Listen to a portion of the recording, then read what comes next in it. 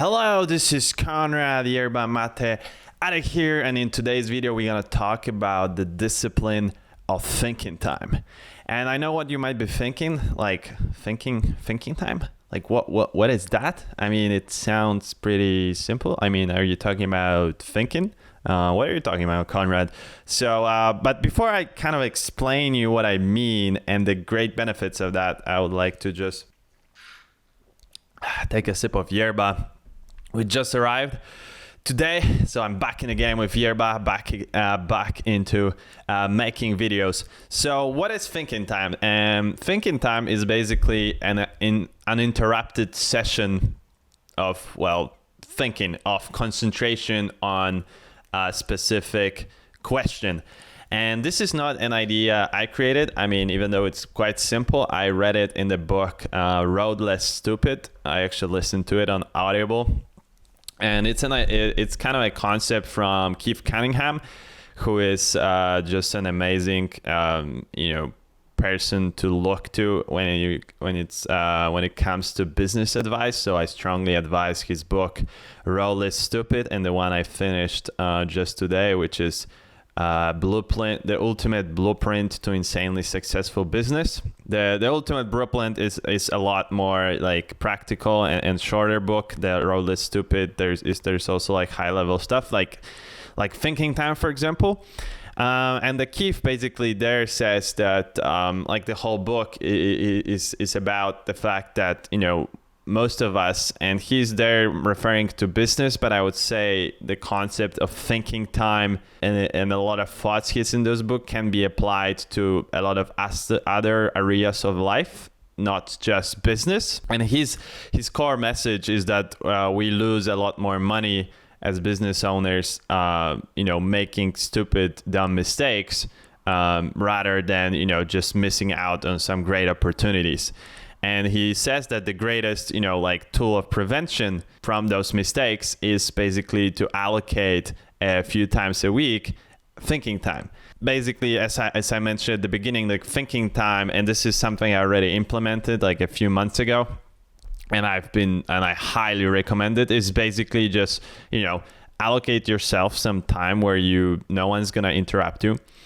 And then you basically start with figuring out like what question do you want to ask yourself. And this is the interesting part. So the whole point of it is to ask a question and then try to not find the best answers, just to try to find, different answers, like a bunch of them.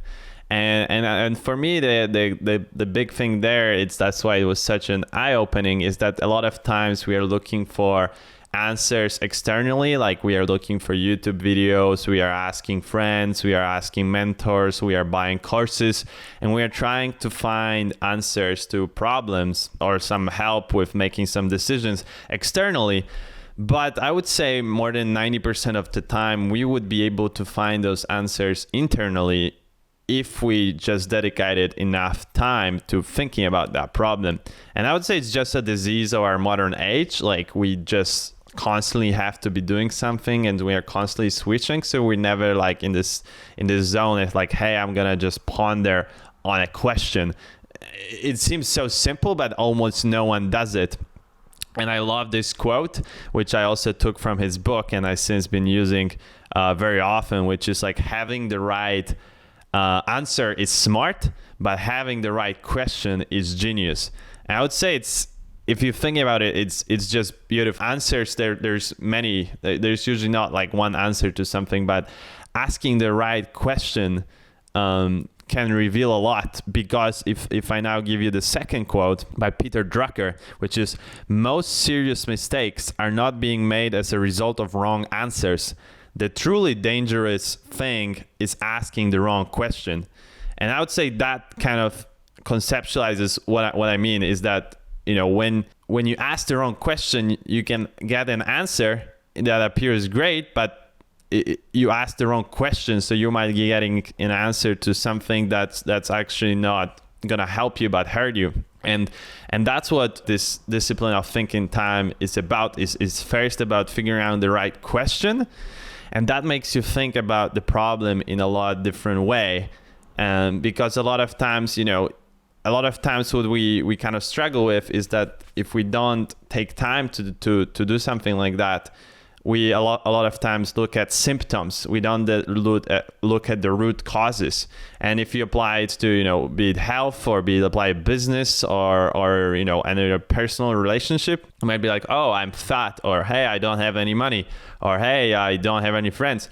But this is just, and you the obvious question will be like, why don't I have any friends?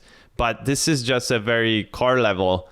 Surface level is just a symptom, but there is an underlining root cause of that. And then the key is to ask yourself that deeper question and try to sit down and think on the problem and try to come up with as many answers as you can. And usually how I saw it, since I've been doing it, and I think that's also what Keith says, that in the first part of the, let's say 45 minutes thinking, like the first 15 minutes, usually you come up with some obvious answers, like that are like on top of your head. And these are usually crap. Then the next 15 minutes, it gets better. And these are like, okay, there can be sometimes some gold nuggets, but usually the big breakthrough answers and ideas come in the third part.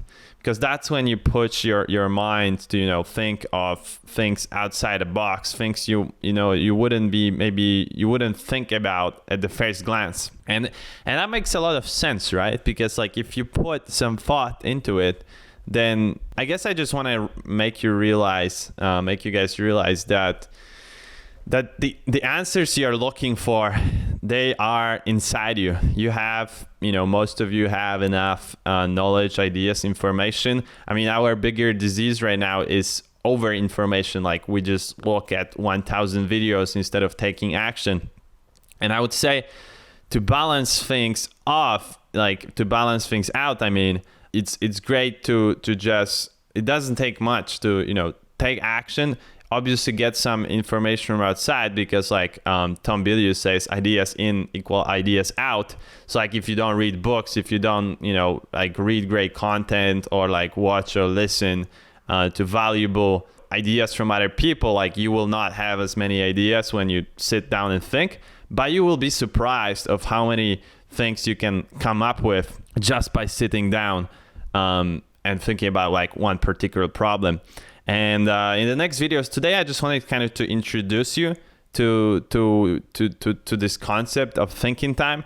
I will make next videos about like how specifically to do it, even though it seems simple. Hey, sit down. There are some like cool ideas from Keith Cunningham and myself that I can give you just by doing it, over and over again. And he's been doing it for more than 20 years. And that has helped him, run multiple businesses, find problems before they kind of surface. The way he looks at it, he separates the question he asks himself for the thinking time session into 5 categories. So one is finding the unasked question. So basically looking for blind spots, like something you haven't thought about, and then asking that question to yourself and trying to figure out like what are the possible solutions to that problem, or ideas for that. The second one would be separate problem from the symptom, looking at something that seems to be like an obvious problem, but it's actually a symptom. It's not the root cause, and trying to ask yourself questions about that. Third one would be check assumptions.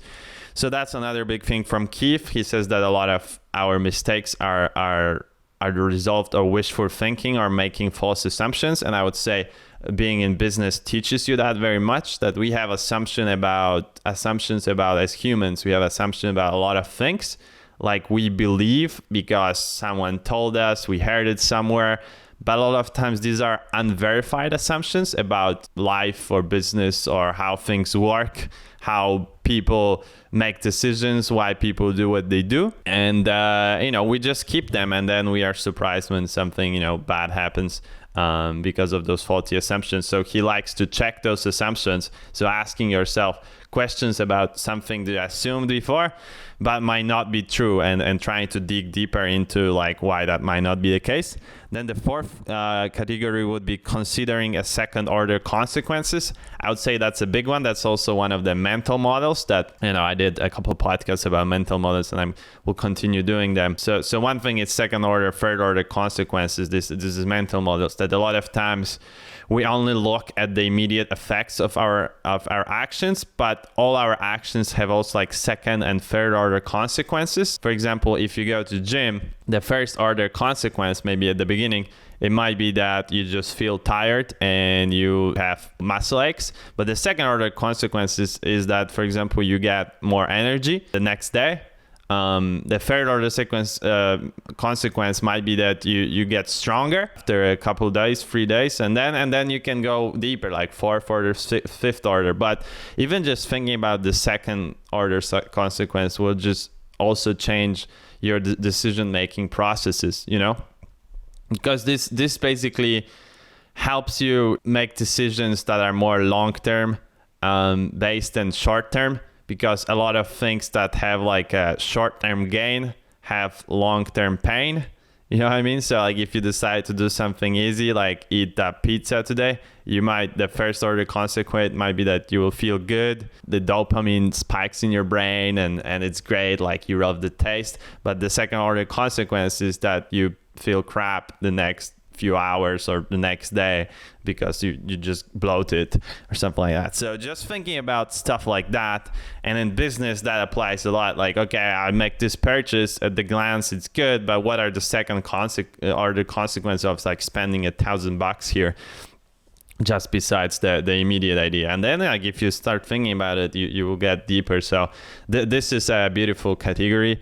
And the fifth one is create the machine. So creating a machine is basically creating a plan. So that's also Keith's big idea, is that a lot of times we have ideas, but idea is an option and a plan deserves execution. So it's thinking about like, okay, you get those ideas and then creating a machine. So how can I, from that kind of idea, how can I create strategy? How can I create a plan? How can I create a blueprint, something that I can follow, put into action, and that's gonna make me do progress, move me forward? Because ideas don't move you forward. Ideas are just options. These are just cool things that we come up with, cool or useless things. But then it's about creating a concrete plan of action and then measuring it and then figuring out if it works or not, and then adjusting.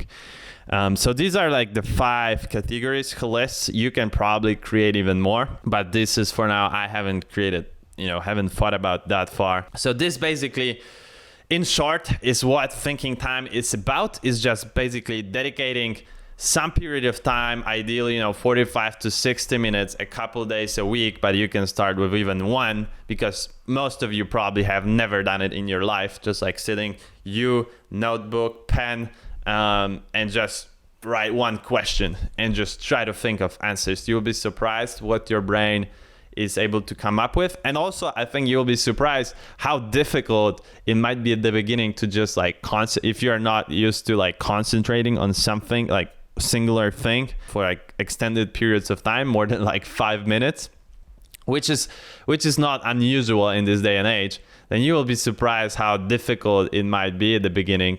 But also you will be very quickly surprised how many revelations you can get out of something that doesn't cost any money. And this is what it's about. Like, this is why I'm making these videos. Everyone wants to buy courses. Every guru on the YouTube is now speaking like, hey, this is just 5 steps to this, listen to that. And then he's trying to sell you some other stuff, bullshit. But the truth is, there's like so much useless information, and the biggest problem of most people is not that they don't know enough, but they don't do what they already know. And that's also Keith's concept. And I would say I catch myself doing that a lot of times, and I just try to course correct all the time. It's like, how many times can you read about like making videos or running a podcast? Just instead of just fucking record a few episodes, and then, you will see that you most likely know 90% there is to know. And, the 10% is not so important right now. And you can figure it out as you go. So yeah, I hope this was valuable for you guys and was helpful. If it is, please support this channel and subscribe.